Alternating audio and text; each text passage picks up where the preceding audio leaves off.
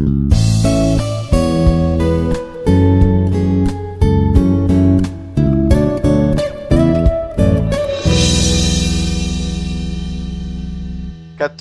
உலக இரட்சகருமாய் இருக்கிற ஆண்டவராகிய இயேசு கிறிஸ்துவினுடைய நாமத்தினாலே உங்கள் அனைவருக்கும் என் அன்பான வாழ்த்துக்கள்.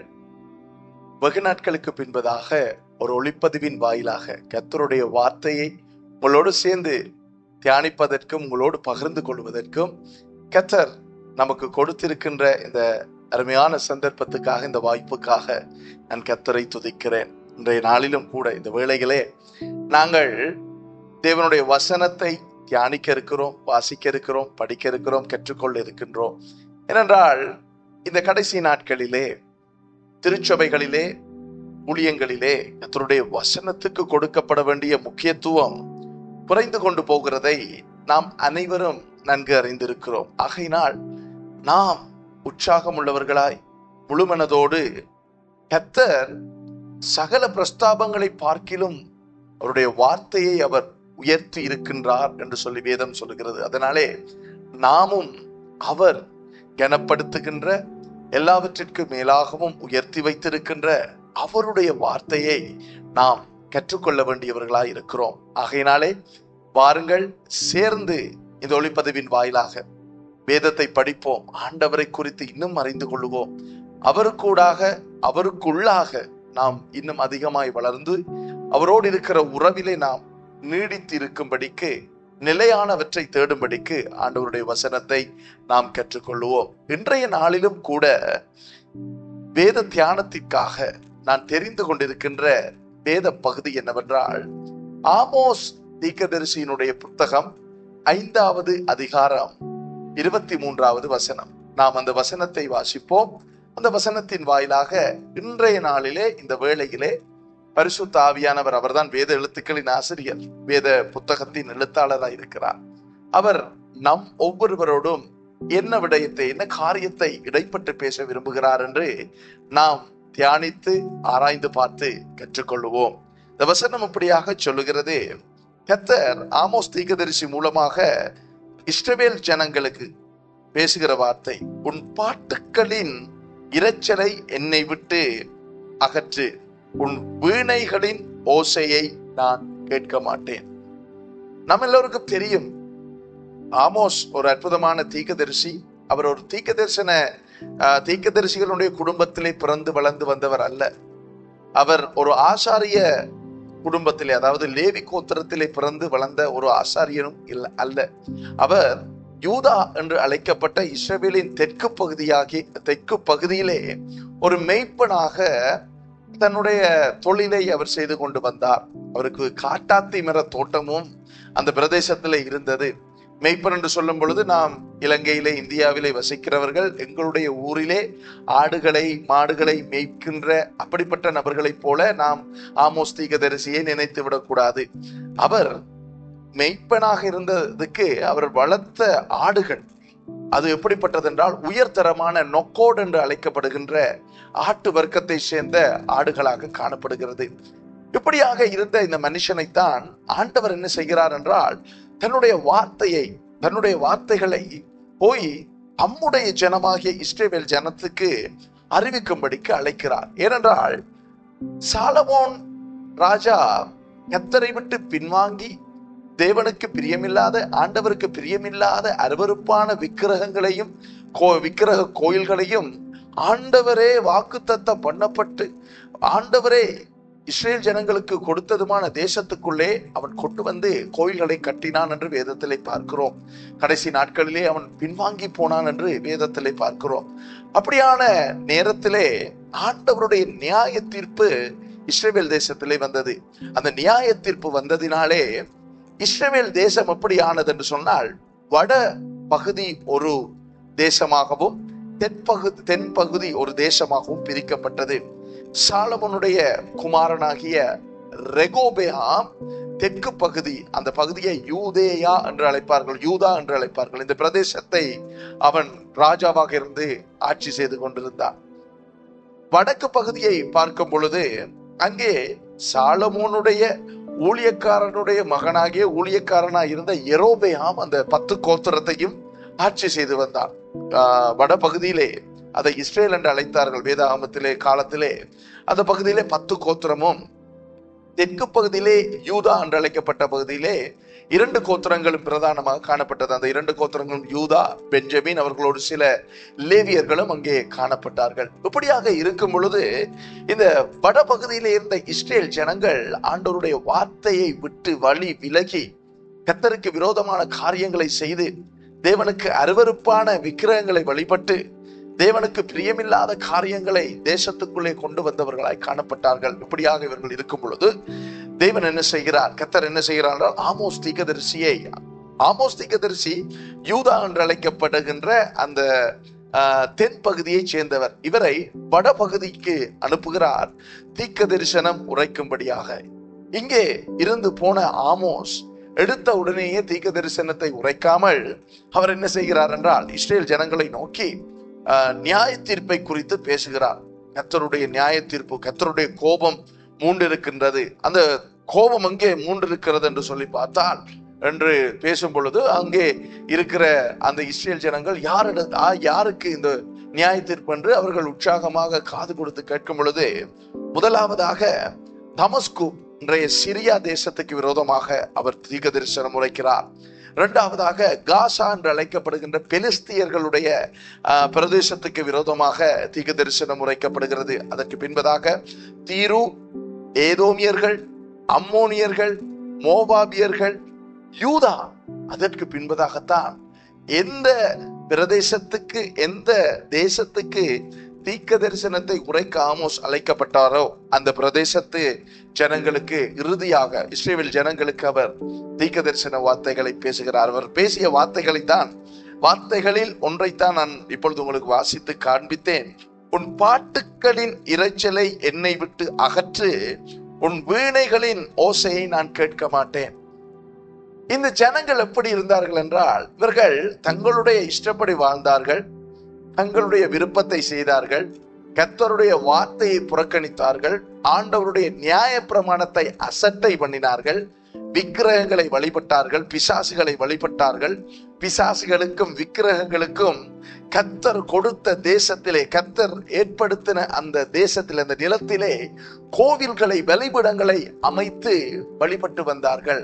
ஆனால் ஒரு காரியம் செய்தார்கள். அவர்கள் என்ன செய்தார்கள் என்று சொன்னால், அதாவது கர்த்தரையும் அவர்கள் கைவிடவில்லை, அவரையும் தொழுது கொண்டார்கள். எப்படி என்றால், மற்றவர்களுக்கு, மற்ற தெய்வங்களுக்கு எந்த விதமாக பலிகளை கொடுத்தார்களோ, மற்ற தெய்வங்களுக்கு எவ்வாறு அவர்கள் வழிபாடுகளை செய்தார்களோ, அதே போல இங்கே கர்த்தருக்கும் வழிபாடுகள் செய்தார்கள், பலிகளை கொடுத்தார்கள், பாடல் பாடினார்கள்.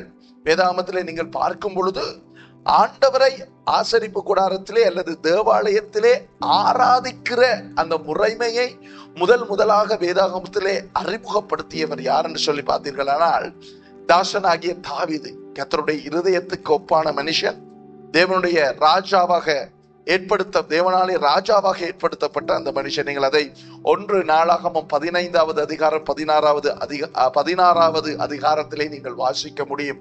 அங்கே உடன்படிக்கை பெட்டியை கொண்டு வரும் பொழுது தாவீது என்ன செய்கிறார் என்று சொன்னால், அந்த உடன்படிக்கை பெட்டிக்கு முன்பதாக பாடல்களை பாட, அந்த பாடல்களை வழிநடத்துவதற்கு அங்கே லேவியர்களை அவர் ஏற்படுத்தி நடத்தி செல்லுகிறதை நாங்கள் பார்க்கலாம்.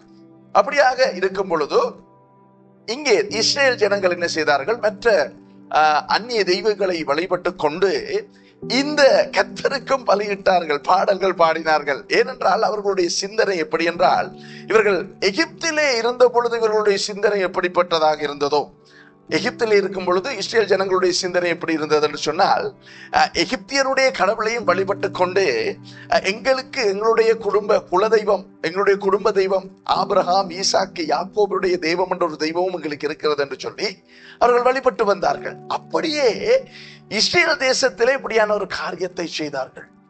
இப்படி செய்யும் பொழுது தீர்க்கதரிசியாகிய ஆமோஸ் மூலமாக கர்த்தர் பேச ஆரம்பித்தார். அவர் பேசிய வார்த்தைகள், உன் பாட்டுக்களின் இரைச்சலை என்னை விட்டு அகற்று, உன் வீணைகளின் ஓசையை நான் கேட்க மாட்டேன். நாம் இன்றைய காலகட்டத்திற்கு இந்த சம்பவம் எப்படி பொருத்தமாக இருக்கிறது என்று சொல்லி நாங்கள் தியானித்து பார்ப்போம். இந்த காலகட்டத்திலே இசை, பாடல், ஆராதனை என்று சொல்லி ஒரு ஊழியம் திருச்சபையிலே ஊழியர்கள் மத்தியிலே காணப்படுகிறது. விசேஷமாக இந்தியா தேசத்தை எடுத்துக்கொண்டால் அங்கே அநேக ஊழியர்கள் வாரம் நாள்தோறும் அநேக பாடல்களை எழுதி ஆண்டவரை மகிமைப்படுத்தி வெளியிடுகின்ற ஒரு கலாச்சாரம், ஒரு காரியம் அங்கே காணப்படுகிறது. இலங்கையை பொறுத்தவரையிலே அப்படியான ஒரு கல்ச்சர், அப்படியான ஒரு காரியம், அப்படியான ஊழியம் பெரிதளவிலே இங்கே இல்லை. அப்படியான காலகட்டத்திலே நாம் வாழ்ந்து கொண்டிருக்கிறோம். இன்றைக்கு பாடல்களை எழுதுகிறவர்கள், பாடல்களை பாடுகிறவர்கள், தங்களை தேவ ஊழியர்கள் என்று சொல்லுகிறவர்கள் எப்படியான பாடல்களை பாடுகிறார்கள், எப்படியான காரியங்களை அவர் செய்கிறார்கள். அவர்கள் அநேகரை பார்க்கும் பொழுது இந்த இஸ்ரவேல் ஜனங்கள் தேவனுடைய வார்த்தைக்கு கீழ்ப்படியாமல், தேவனை புறக்கணித்து, தேவனுடைய நியாயப்பிரமாணத்தை புறக்கணித்து, ஆனால் தேவனை பிரியப்படுத்துகிறோம் என்று நினைத்து கொண்டு எப்படி அவர்கள் பாடல்களை பாடி பலிகளை கொடுத்து ஆண்டவரை ஆராதித்தார்களோ அதே போல இன்றைக்கு அநேகர் நாங்கள் நினைக்கிறார்கள், நாங்கள் தேவனுக்கு பிரியமாக நடக்கிறோம், தேவனை நாங்கள் ஆராதிக்கிறோம், தேவனை நாங்கள் மகிழ்ச்சி படுத்துகிறோம் என்று சொல்லிக்கொண்டு தேவனை குறித்து தானே நான் பாடல் எழுதுகிறேன், தேவனுக்காகத்தானே நான் இசையமைக்கிறேன் என்று சொல்லிக்கொண்டு பலவிதமான கலவையான கலப்பணமான தேவ பிரசன்னம் இல்லாத, தேவனுடைய மகிமை இல்லாத காரியங்களை இன்றைக்கு தேவனுடைய ஜனங்கள் மத்தியிலே, திருச்சபைகள் மத்தியிலே விதைத்து வருகின்ற காரியத்தை நாம் வேத வார்த்தைகளின் ஊடாக, வேத வசனம் கண்ணாடி என்று வேத புத்தகத்தில் எழுதப்பட்டிருக்கிற அந்த கண்ணாடி ஊடாக பார்க்கும் பொழுது விளங்கி கொள்ளக்கூடியதாக இருக்கிறது. அண்மையிலே மிகவும் பிரபல்யமான இந்தியாவிலே இருக்கின்ற ஒரு தேவ ஊழியர் என்று அழைக்கப்படுகிற ஒரு நபர், அவர் ஒரு பாடலை வெளியிட்டு இருக்கின்றார். அந்த பாடலை வெளியிட்டு அவர் தன்னுடைய முகப்புத்தகம் Facebook பகுதியிலே அவர் அதை பகிர்ந்து கொள்ளும் பொழுது அந்த பாடலை எவ்வாறு பகிர்ந்திருக்கிறார் என்றால், தீபாவளி நல்வாழ்த்துக்கள், ஹாப்பி தீபாவளி என்று சொல்லி போட்டு அதை பகிர்ந்திருக்கிறதை நாங்கள் பார்க்கலாம். இந்த பாடலை இன்றைய இளம் சமுதாயத்தினர், இன்றைய வளர்ந்து வருகிற ஆராதனை வீரர்கள் இதை பகிர்ந்து கொண்டு அருமையான பாடல், மகிமையாயிருக்கிறது என்று சொல்லி அதை அவர்கள் பேசிக்கொண்டிருக்கிறதை, பகிர்ந்து கொண்டிருக்கிறதை நாங்கள் பார்த்து கொண்டிருக்கிறோம். நானும் பார்த்து கொண்டிருக்கிறேன். இந்தியாவிலே அருமையான பாடல் ஊழியங்களை செய்கிற தேவ ஊழியர்கள் உண்டு. உதாரணமாக ஃபாதர் பெர்க்மன்ஸ் ஐயா, அதே நேரத்திலே வெஸ்லி மேக்ஸ்வெல் என்று சொல்லப்படுகின்ற நல்ல ஆராதனை வீரன், கர்த்தருக்கு பரிசுத்தமாக அர்ப்பணிப்போடு தேவனை மகிமைப்படுத்துகின்ற பாடல்களை எழுதுகிற ஒரு தேவ மனிதன். அதே நேரத்திலே ரோபர்ட் ராய், அதே நேரத்திலே அண்மையிலே ஜோசப் அல்ரின் என்று சொல்லிய ஒரு ஊழியக்காரன் வந்திருக்கிறார். அருமையான பாடல்கள் தேவனை ஆராதிக்கும் வண்ணமாக, தேவனை மகிமைப்படுத்தும் வண்ணமாக உருவாக்கப்பட்டு வருகிறதை நாங்கள் பார்க்கலாம். ஆனால் சிலர் செய்கின்ற காரியங்கள், அண்மையிலே சில காலங்களுக்கு முன்பதாக இந்தியாவில் ஒரு பிரபல்யமான ஊழியக்காரன், அவர் ஒரு லைவ் வர்ஷிப் கான்சர்ட்டை நடத்தினார். அதை நடத்தும் பொழுது அதற்கு பலவிதமான LED லைட்ஸ் எல்லாம் போட்டு அவர் மேடைக்கு வருகிறதை எப்படி என்று சொன்னால், அது ஒரு பிரபல்யமான ஒரு பெரிய மியூசிக் டைரக்டர், ஒரு ஆர்டிஸ்ட் வருகிறதை போல அதை பெரிய பிரம்மாண்டமாக செய்து, அப்படியான காரியங்கள் எல்லாம் நாங்கள் இந்த கிறிஸ்தவ உலகத்திலே பார்த்து கொண்டிருக்கிறோம். இவைகள் தேவனுக்கு பிரியமானவைகளா என்று நாம் சிந்திக்க வேண்டியவர்களா இருக்கிறோம். ஏனென்றால் நாம் நினைக்கிறோம், நாம் செய்கிற எல்லாமே தேவன் பிரியப்படுவார், சந்தோஷப்படுவார். நாம் பாடல்கள் பாடும் பொழுது, கர்த்தருடைய வார்த்தையை வாசிக்கும் பொழுது, பிரசங்கம் பண்ணும் பொழுது நாங்கள் நினைத்ததெல்லாம் செய்யலாம் என்று சொல்லி நாங்கள் நினைக்கிறோம். வேதம் அப்படி நமக்கு கற்பிக்கவில்லை. அப்படியாக வேதத்திலே எங்கும் இல்லை. நாம் ஒன்று நன்கு தெரிந்து கொள்ள வேண்டிய ஒரு காரியம், பரலோகத்திலே தேவனுடைய ஆராதனை கூடாரத்திலே தேவனை ஆராதிக்கும்படிக்கு தேவனாலே சிருஷ்டிக்கப்பட்ட தேவதூதன் கேருப் தான் பிசாசு. அவன் விழுந்து போனதுக்கு பின்பதாக பிசாசு என்று சொல்லப்படுகிறான். நாங்கள் வேதத்திலே பார்க்கும் பொழுது எசேக்கியேல் 28 பரிசுத்த ஆவியானவர், தேவனுடைய ஆவியானவர் எசேக்கியேல் தீர்க்கதரிசி மூலமாக தரியு ராஜாவுக்கு பேசுவதை போல பிசாசினுடைய சுபாவத்தையும் பிசாசினுடைய காரியங்கள் எப்படிப்பட்டது என்று சொல்லி அங்கே எழுதப்பட்டிருக்கிறதை நாங்கள் பார்க்கலாம். அங்கே சொல்லப்படுகிறது, உனக்கு பலவிதமான வாத்தியங்களை நான் கொடுத்திருந்தேன், நீ அவைகளிலே மேட்டிமை அடைந்து விழுந்து போனாய் என்று.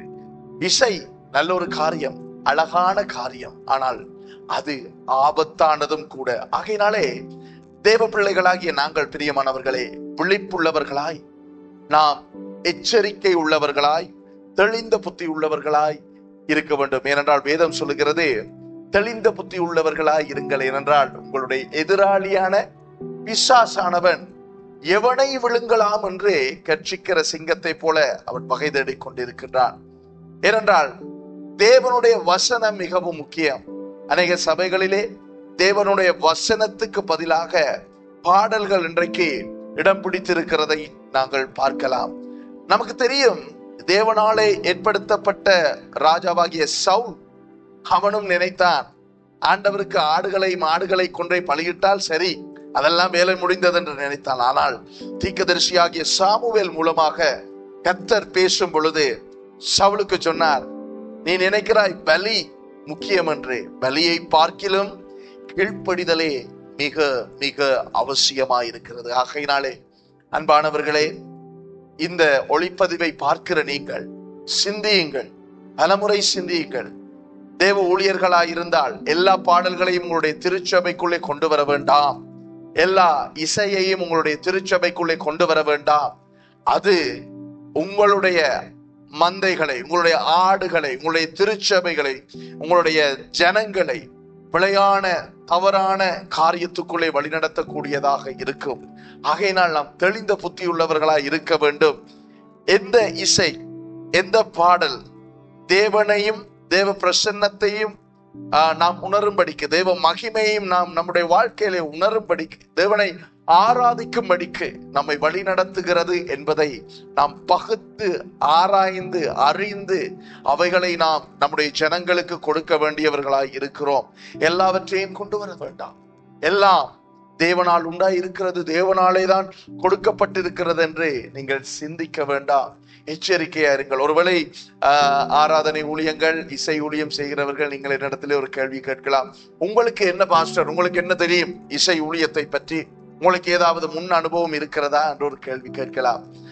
உங்களுக்கு நான் தாழ்மையாக சொல்லிக்கொள்ள விரும்புகிறது என்னவென்றால், என்னுடைய 10 வயது தொடக்கம் நான் ரட்சிக்கப்படுவதற்கு முன்பதாக இந்து ஆலயங்களிலே பஜனைகளிலே நான் வாத்தியங்கள் வாசித்து, பஜனைகள் அந்நிய தெய்வங்களுக்கு பாடல் பாடி, பல சினிமா பாடல்கள், பல சினிமா இசைக்குழுக்களிலே இருந்து பல வருட காலமாக நான் இசை காரியங்களிலே ஈடுபட்டு தான் நான் ரட்சிக்கப்பட்டேன். ஆகையினாலே இந்த காரியம் எனக்கு தெரியும். இசையை குறித்து ஒரு சிறிய அறிவு எனக்கு இருக்கிறது. ஆகையினாலே தான் சொல்லுகிறேன், மோசமான கலவையான கலப்பணமான காரியங்களை பிசாசு இன்றைக்கு களைகளை கோதுமை வயல்களுக்குள் விதைத்தது போல சத்துரு விதைத்து வைத்திருக்கிறார். நீங்கள் உங்களை காத்து கொள்ளும்படிக்கு நான் தாழ்மையாக உங்களிடத்திலே கேட்டுக்கொள்கிறேன்.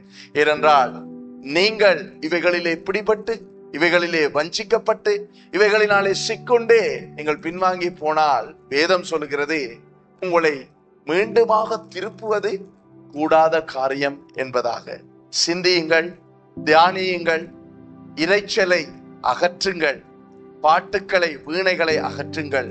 கர்த்தர் எதை அனுமதிக்கிறாரோ, கர்த்தரை மகிமைப்படுத்துகிற காரியங்களை மாத்திரம் உங்களுடைய வாழ்விலும், உங்களுடைய ஊழியத்திலும், உங்களுடைய குடும்பத்திலும், உங்களுடைய திருச்சபையிலும், உங்களுடைய திருச்சபை ஜனங்கள் மத்தியிலும் கொண்டு வாருங்கள். அது கர்த்தரை மகிமைப்படுத்துகிறதா இருக்கும். God bless you. Thank you.